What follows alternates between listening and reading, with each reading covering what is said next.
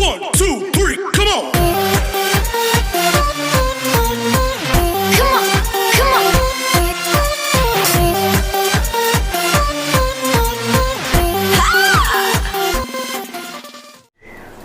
Welcome back, guys.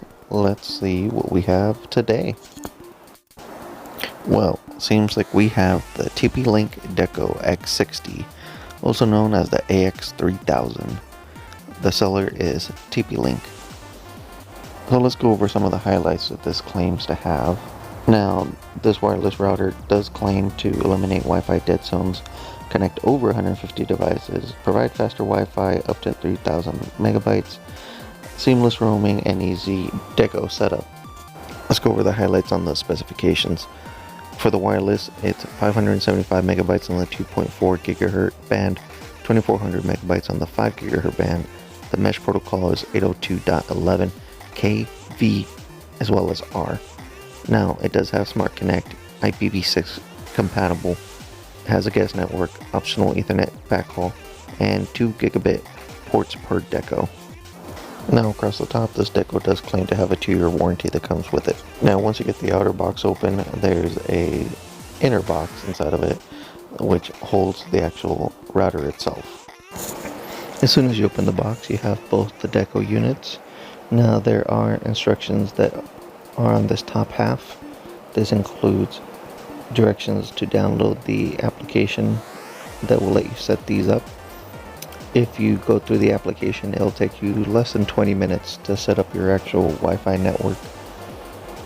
I found this to be very easy and very user-friendly. Now, upon opening and taking out the Deco units, you're going to notice that the major fault with these is that they are going to have only 2 Ethernet ports in the back. So whichever one you make, your main router will actually have only 1 Ethernet port that's going to be usable, so you're going to have to run that to a switch if you have multiple wired devices.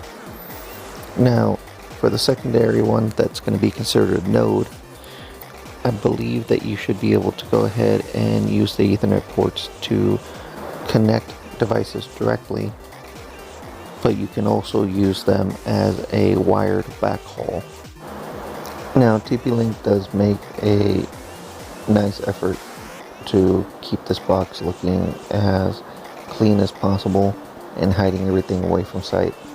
So this front area is actually a separate box, and inside of it you actually have everything else that you need to get the Deco units up and running and connected. This includes a Cat 5e Ethernet cable, flat wire actually, as well as the power bricks for both Deco units. Additionally, inside this area there is a troubleshooting card that does give you a breakdown of some simple steps to do in case you cannot connect wirelessly to the Deco unit. Now, I'm going to do something a little bit different because I'm actually going to hit on some positive points and negative points of this device.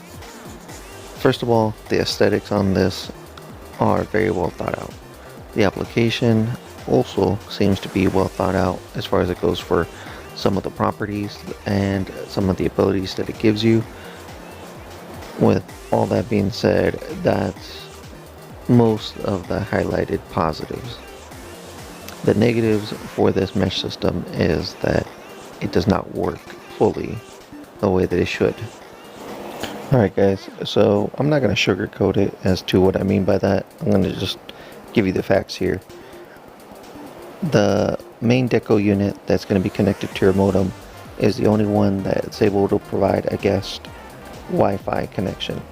So if your guest is somewhere where the second Deco unit is and your connection is kind of spotty to the guest network, that's why. Because the guest network is not repeated along the nodes.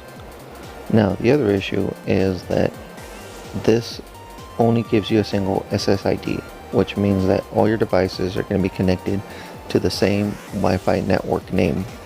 Now, this may not sound like anything that would be troublesome, especially because they try to convince you on the fact that all your devices are going to play nicely with the same SSID, But that's not the case when you have what I consider to be legacy devices, or just any device that's older than a year and a half to 2 years, and that runs on a 2.4 gigahertz band, because this becomes very problematic. Now, the reason that this becomes very problematic is because the Deco unit is supposed to be picking between the 2.4 as well as the 5 gigahertz network. Now, it says that it will automatically choose the correct band.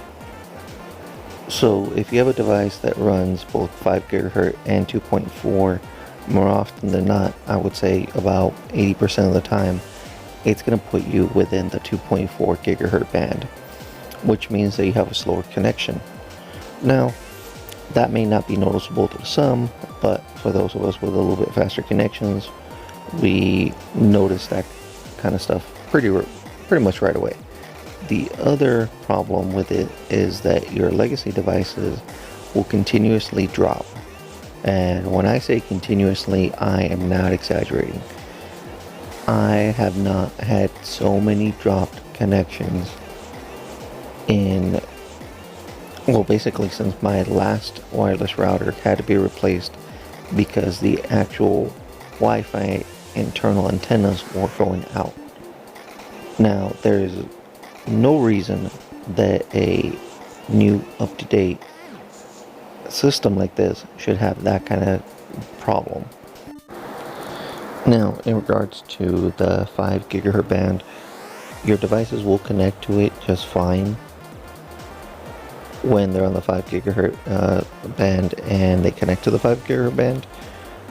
But your other issue that you're going to run into is that for some reason the QoS system on this device does not work. I tried different combinations. I tried doing the workstation from home. I tried the e-learning settings and everything, and had the school set up and everything, so that way this would go ahead and give me an accurate representation of whether the QoS system was working. Yeah, it was a complete mess. It was not working. That may be also part of the cause as to just the overall problems with the system. I would say the only saving grace to this product is the TP-Link Deco app. The app itself is very elegant. It works great. You can do a remote connection, so from work you can actually see how your devices are doing at home. For me, this was just kind of more of a maddening thing, because I could see all my devices just constantly disconnecting and then trying to reconnect. And then once they're connected, on the connection only being stable for so long before it drops again. But the application itself is great. It is very user-friendly, but it still lacks a lot, which also goes with the software within the unit itself. One of the main things that is missing is it's almost invaluable for you to have the SSID separation, just because of the fact that this mesh system itself handles the separation from the 2.4 and the 5 gigahertz bands horribly. It does not do it in a capable manner, and I believe that it's actually causing multiple drops, just because I've used the router that just took over my home system, and that one is a mesh system as well and is not having any issues. So at this point in time, I will go ahead and not be recommending this device, and hopefully if you do see this, maybe they have a software update. But at this point in time, this system is a no-go for me, and I would say go ahead and save your money and save yourself the headache. If you want just nice aesthetics and you're not going to be worried about a connection, this is the product for you. But outside of that, if you actually need your devices to be connected and stay connected, and don't want to be power cycling them because they're having so many wireless connections being dropped to the point that it freezes them up, then I would say go with the next product that I bought to replace this one. But for now, go ahead and enjoy the show and enjoy the slow motion fun.